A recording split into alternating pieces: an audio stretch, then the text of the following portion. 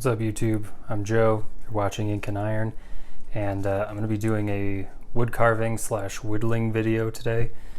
And before I do that, I need to clean up my leather strop. As you can see, this was green, however it has blackened with use. So all you're going to need is an old strop with old compound and a razor blade. Let's flip the camera around, I'll give you a better view.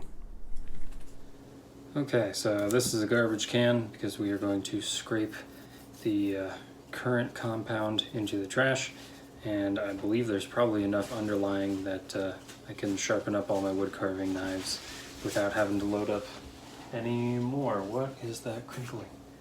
Oh, it's my cats. Okay, so take it. It doesn't have to be at any particular angle, just kind of scraping off the old compound. Start to see the unloaded compound coming out from underneath. And I don't think I'm going to do a sort of picturesque job today. I'd just like to expose some new abrasive so that I can get my wood carving done.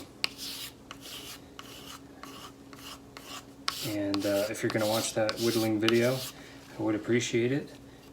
For more tips and tricks and content like this, feel free to like this video and follow the channel. I do a lot of EDC stuff, fountain pens, knives, multi-tools, tips and tricks on, just kind of everyday stuff.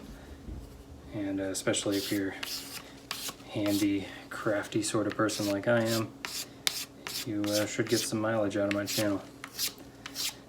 So anyway, that's my shameless plug.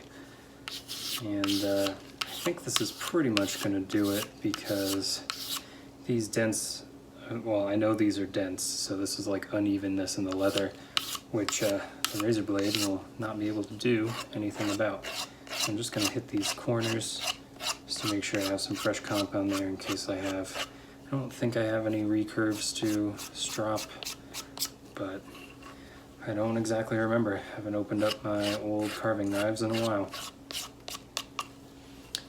Okay, and that'll pretty much do it.